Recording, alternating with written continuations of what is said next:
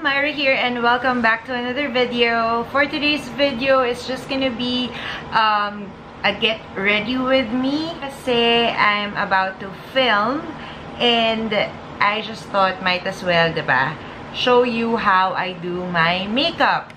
So, I have nothing on my face right now. So, mag-start akong moisturize ng face. And for my moisturizer, I will be using this Eye White Aqua Moisturizer.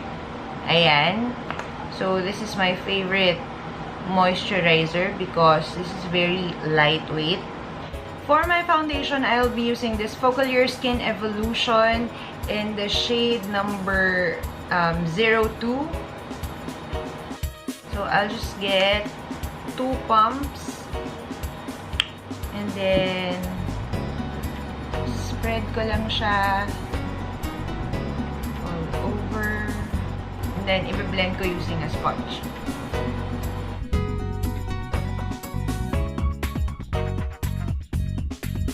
Next, for my concealer, Focal Your na rin yung gagamitin ko. Again, in the shade 02.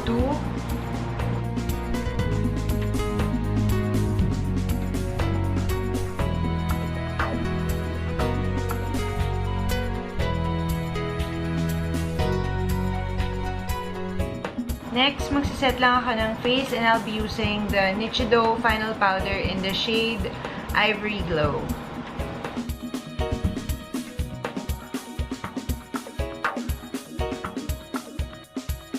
Next, for my kilay, I'll be using this EB Advanced Eyebrow Kit. Ang gagamitin ko is this lightest shade right here.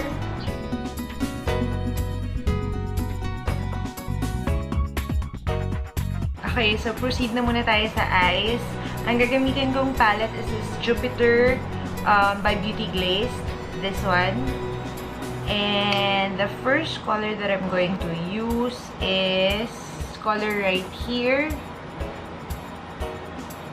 And then, lalagay ko siya sa crease line. So, magsa-start ako sa medyo intense na color. Tapos, iti-tame down ko siya ng brown later on.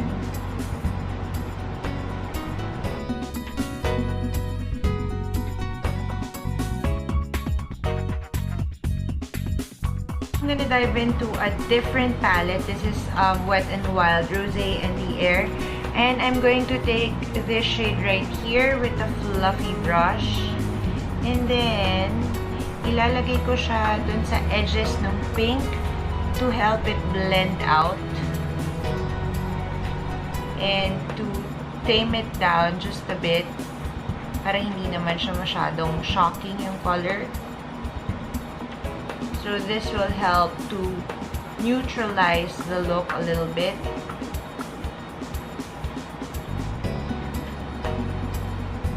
So, just on the edges of the pink shade.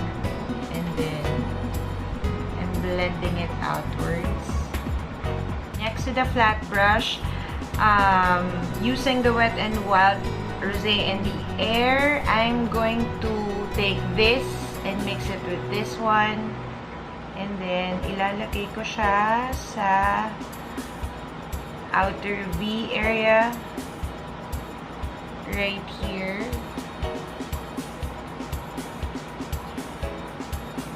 So, outer third of my eye. And bringing it up dun sa my crease line.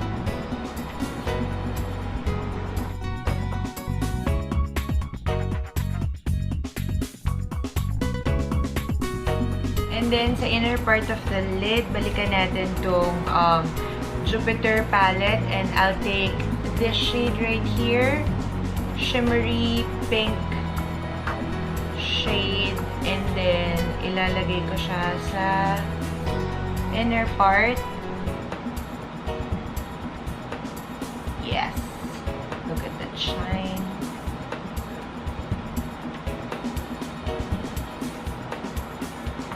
Then, for the lower lash line, I just wanna keep it simple. Babalikan ko tong transition shade natin.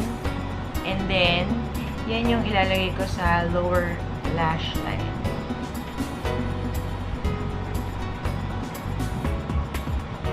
Maglalagay lang ako ng liner and mascara and I will be back.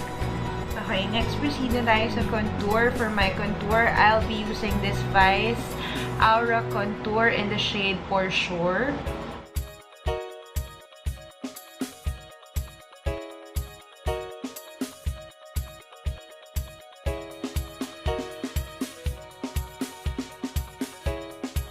For my blush, I'll be using this Me Now Cheek Maker and I'll be using this shade right here, yung medyo pinkish.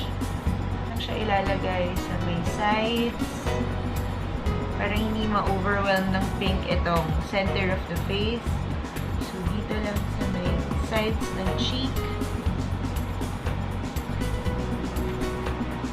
For the highlight, I will be using Maybelline Master Chrome in the shade Molten Rose Gold.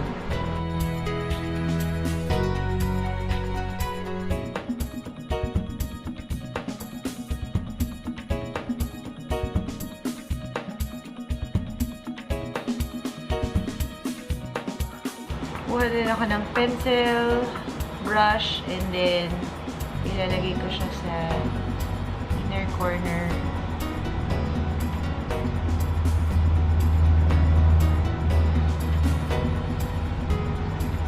Kalimutan kong mag-contour ng nose. So, babalikan ko yung Wet n Wild na Rosé in the Air. And then, kukunin ko tong shade na to.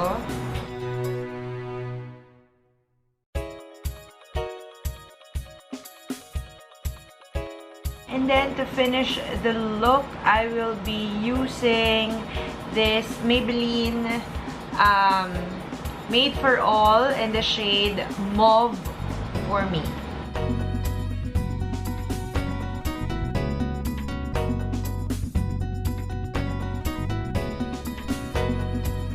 Okay, so nagdagdag lang ako ng falsies kasi medyo na kukulangan ako dun sa look.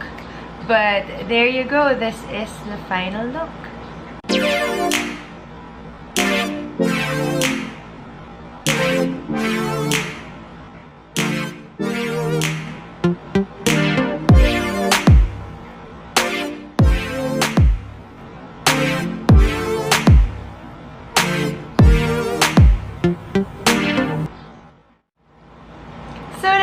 For today's video. Thank you so much for watching. Sana nag-enjoy kayo. And if you do, don't forget to give this video a thumbs up and do subscribe to my channel if you still haven't. You may also follow me on my other social media accounts. I'm Myra Paneda on Facebook, Twitter, and Instagram. Again, thank you so much for watching and I hope to see you again on my next video. Bye! No, no, no.